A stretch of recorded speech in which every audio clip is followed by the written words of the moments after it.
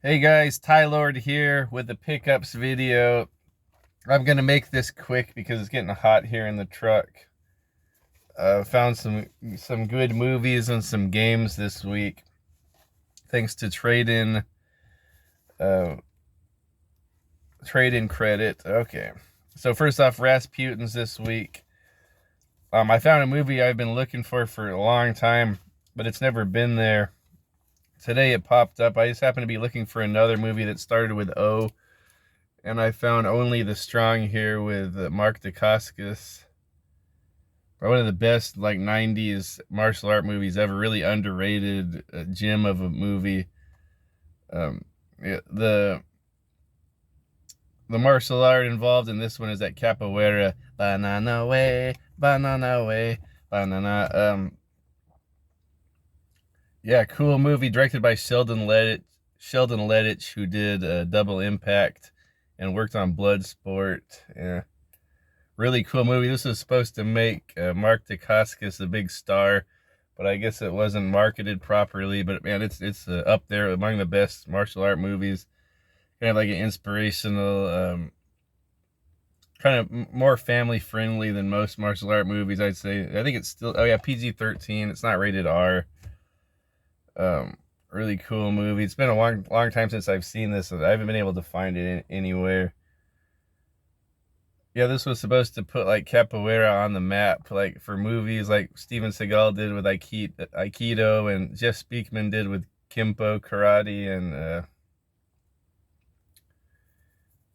and so on and so forth.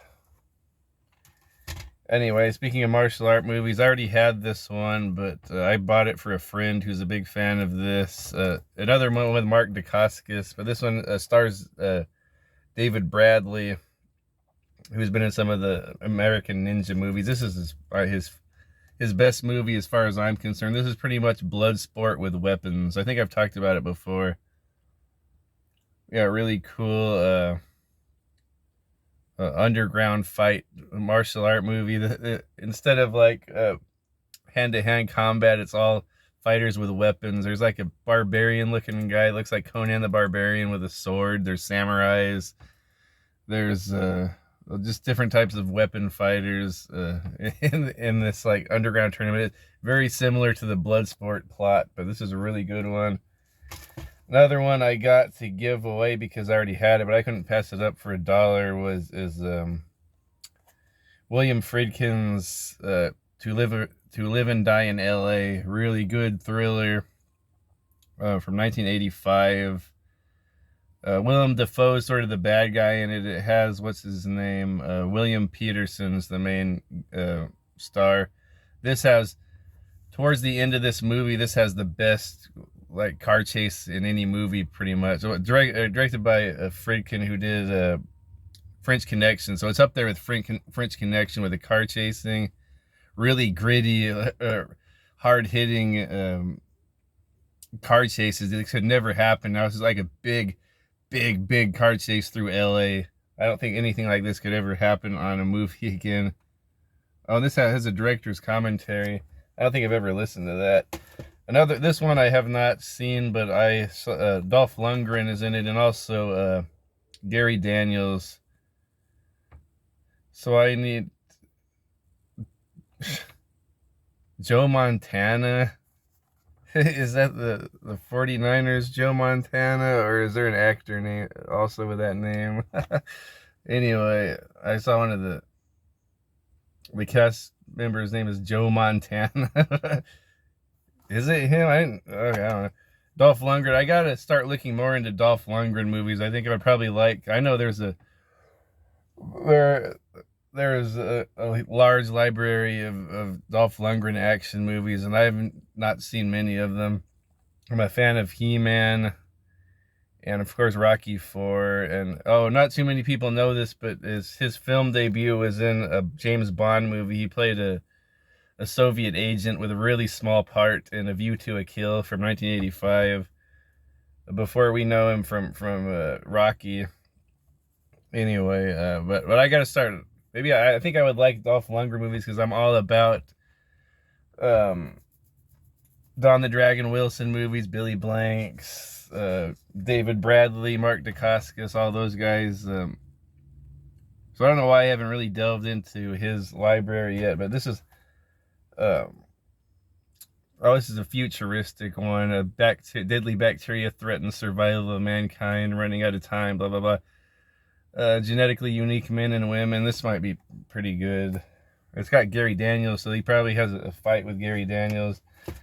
Okay, and then the last movie I got, because I didn't remember if I had this or not. This is always one of my favorites from back in the day. Desperado. Robert Rodriguez film with stud Antonio Banderas, and then man, this Selma Hayek did it for all the young men back then. Probably still does today.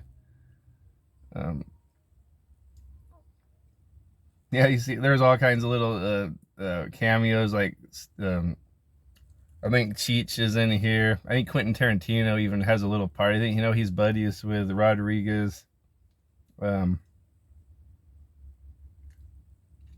so I got that one. Okay, now on to the games. So I had some more my doubles that or just mostly stuff I picked up at Rasputin's, 50 cents to $1. And once again, I took in about $10 worth of purchases at Rasputin's.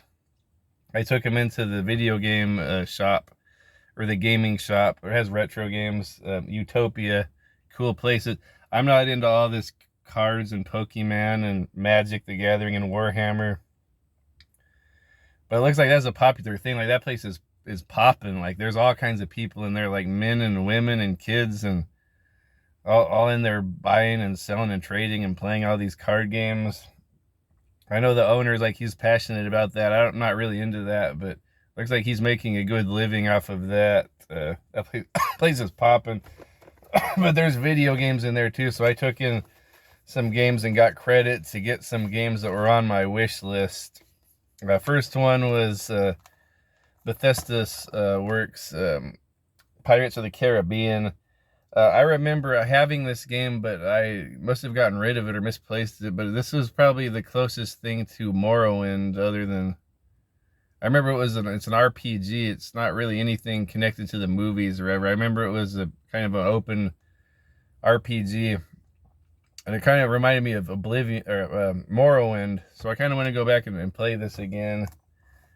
But that was $10. I used my credit. I got $50 worth of credit, but I ended up getting this on top of it. So it came out to like I think I paid like $15 for all this stuff. But this is stuff that was on my wish list. I finished off my Resident Evil collection on my PlayStation there. I was only missing 2 games. Resident Evil Revelations 2.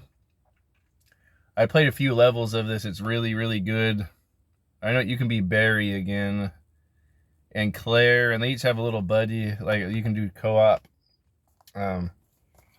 I have this on my Nintendo Switch, but I wanted to finish off the collection of Resident Evil games. I have all of them on PlayStation now, except for that one that came out in, the only physical copy was in Japan. Is it called Umbrella Corps or something?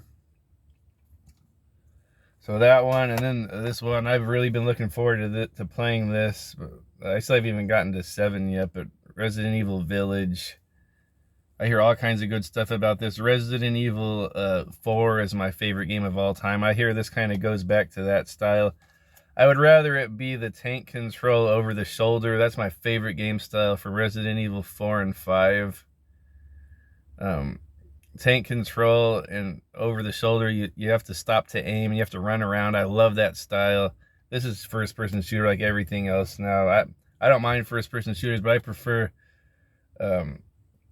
third person on these type of games, mostly because like the character designs and the characters are all really cool. Like, I like seeing the backside of Jill and Claire and Leon. Yeah, but they have cool design characters, and it's cool to see them. And then when you aim, it kind of gets up close, kind of over the shoulder. So I kind of prefer that to first person. But I hear this is good nonetheless. I'm a fan of Half-Life, so hopefully it's something like that, or BioShock Infinite. And then the last one, no one likes this game, but this is the only one I needed to finish off my Resident Evil collection on PS3, and it was Resident Evil 6. It got some water damage, but it was on my want list, so I got it. Don't mind this game at all. I know it gets a lot of hate. I really don't see much wrong with it, other than it's not conventional. Like, I prefer the Resident Evil 4 and 5 to this, but I mean, this has a lot of content. There's 4 big campaigns. Leon has one that's really good. Chris has one that's like total action, almost like Gears of War type thing. And then that new guy, little Sherry's grown up from 2, and she's with that other guy. His name is like Jacob or something. And then you have one with Ada, a campaign with Ada. And all of them, it's a super ambitious game. Like, it doesn't get a lot of credit. All I hear is everyone trash this. Like, it's super ambitious. Like, you can be doing 2-player co-op online. I don't know if these servers are still up, but I'm sure PS4 and Switch are still up, and Xbox. You can do 2-player co-op online, and with one campaign, and then you can cross over into a section where another campaign. Sometimes the characters cross over each other, so you could be so if someone else in the world is playing a different campaign with different characters, and you guys can cross each other and play against like the same boss or the same level in certain areas of the game. I thought that was really ambitious. So it's like 4 of you at once from 2 different campaigns playing together. And then I know, like, people can jump in, and I think that's a Dark Souls type thing. People can jump in and be jerks and take control of an enemy and just harass the player. I know they can do that too. I'm probably gonna turn that function off if I play it again. Anyway, I'm saying this is a good game. Don't listen to all the hate. Like, if you prefer the old tank control styles, I prefer that too. But this is a solid, like, high quality game. It has a lot of the quick time events. They might be a little bit more annoying than 4 and 5, but no, it's got good stuff. A lot of boss fights, a lot of action. That might be what turns people off. A lot of it just feels like it's a military shooter. Like, sometimes you're just going to be in a helicopter fighting other helicopters, like shooting at helicopters. A lot of times you're just fighting like soldiers. Like, but if it's a good game, like, there's a lot of zombies, though. It does return to the normal zombies. People should like that. There's a cool scene where Leon is going through the subway or the sewer, and you can see light in the distance, like at the end of the tunnel, and the zombies are all running up, and you can kind of see their shadows cast upon the walls of the subway corridor. You can see them running in the distance. The shadows are getting bigger. It's a really cool scene, I think. Like something out of like Dawn of the Dead or 28 Days Later or something. And then wacky bosses. So I think you have big giant bosses too. Anyway, so yeah, Resident Evil 6 is okay in my book. Okay, and that's about it. So I'll talk to you guys later. Have a wonderful weekend and the rest of the week. Bye.